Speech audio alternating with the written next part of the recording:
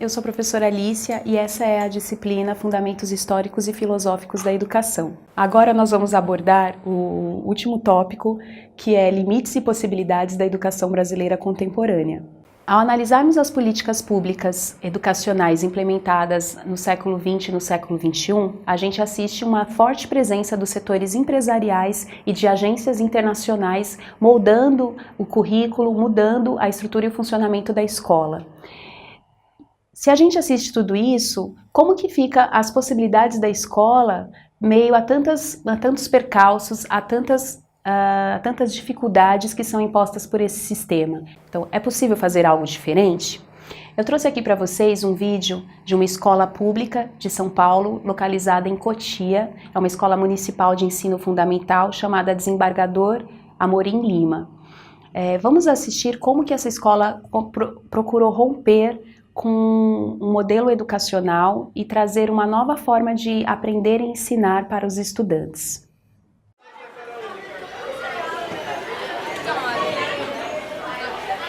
Normalmente a escola regular ensina que ele aprende e o outro copia dele, né? Você não compartilha o conhecimento, você copia do outro. Eu não sei e copio de quem sabe. Aqui não, aqui o que não sabe, aprende com quem sabe.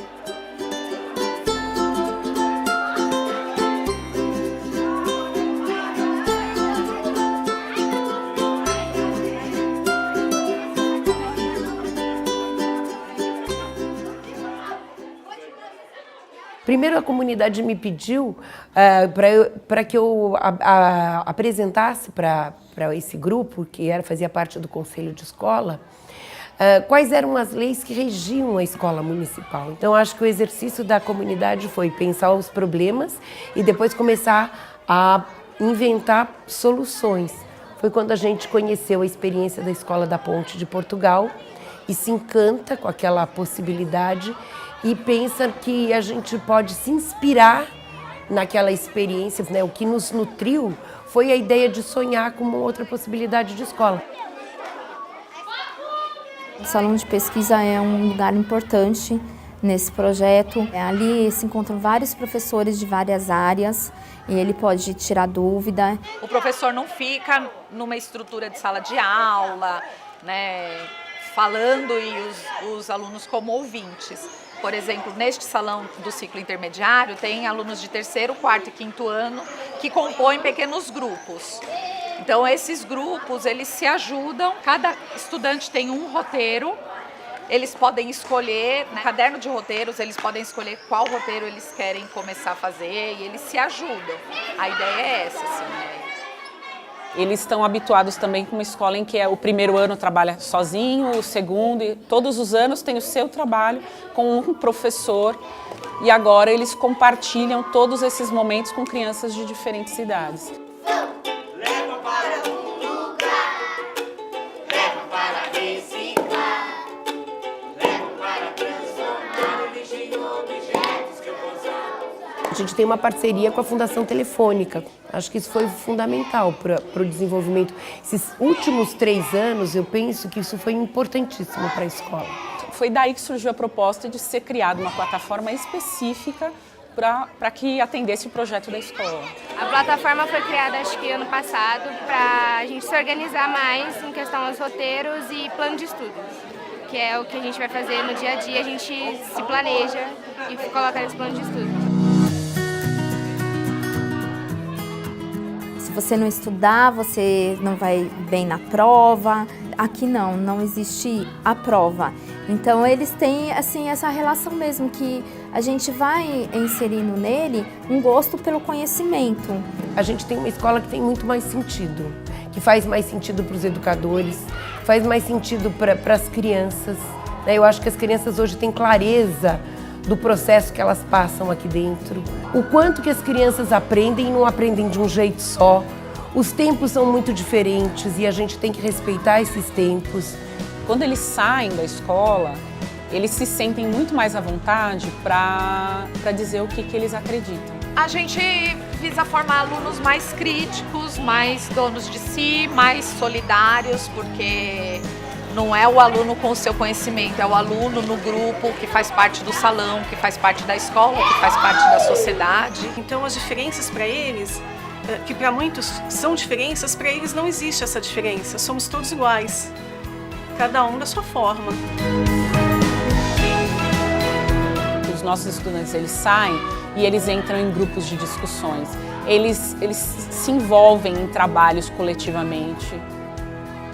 Eles já levam essa prática para outros lugares, eles enxergam as pessoas como pessoas que contribuem para a vida deles e eles se sentem capazes de contribuir para a vida dos outros. É muito mais fácil você pôr muros e paredes, né? Agora, quando você se propõe a conversar com o outro de fato, encontrar o outro de fato, acho que isso é uma grande inovação.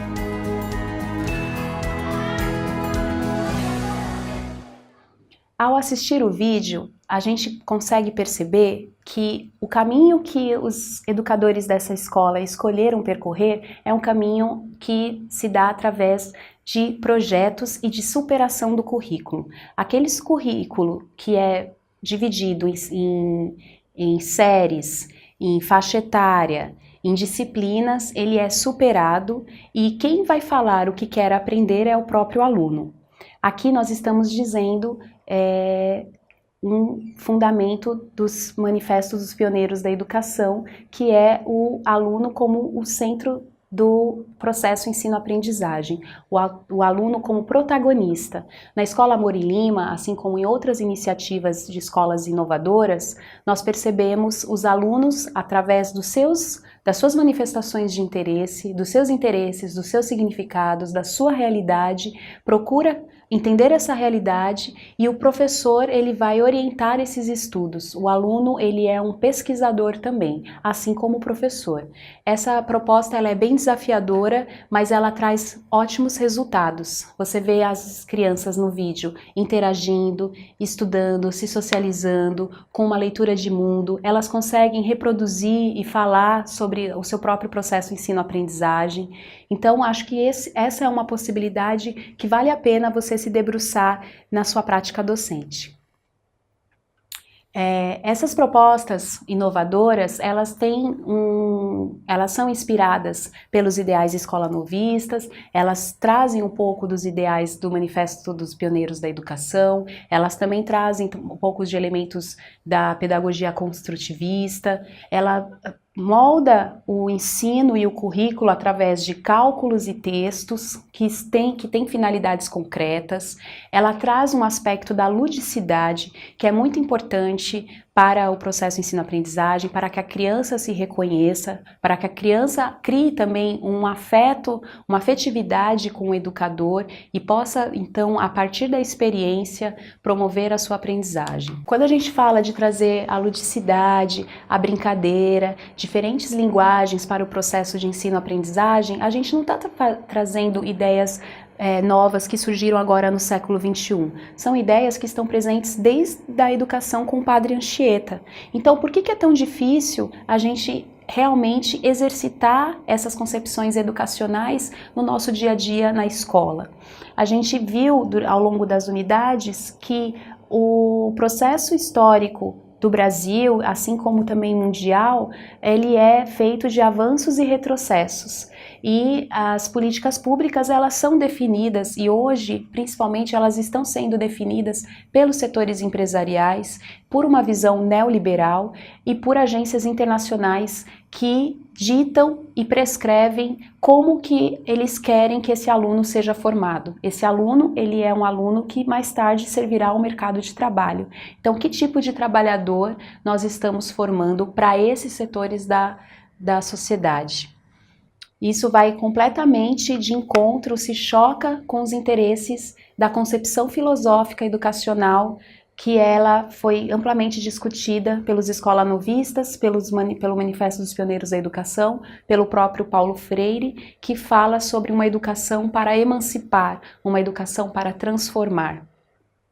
Então, a partir de experiências bem-sucedidas ou de tentativas de experiências, a gente pode perceber que é possível circular e utilizar uma autonomia ainda que relativa dentro da escola para produzir esses projetos. Converse com seus colegas professores, converse com os pais dos seus alunos e principalmente converse com os estudantes. Um planejamento que é feito coletivamente, ele vai ter muito mais significado e vai ser muito mais proveitoso para o processo ensino-aprendizagem, não só das crianças, mas como o nosso próprio. É importante também dizer que para que a gente possa pensar em outras possibilidades de educação, é preciso que a gente esteja disposto a rever as nossas práticas, a rever os nossos conceitos, a sempre estar se avaliando e a partir da avaliação que o aluno traz para a gente possa ir remodelando o nosso plano de ensino, remodelando a nossa postura e a nossa prática. A prática ela deve ser reflexiva e sempre revisitada. Uma das possibilidades que existe desde 1976 é a Escola da Ponte em Portugal, uma escola que foi idealizada pelo educador José Pacheco. Lá é importante aprender saberes e valores, o percurso educativo é um conhecimento mais aprofundado de si próprio e o relacionamento é solidário, ou seja, as crianças que sabem ensinam as crianças que não sabem.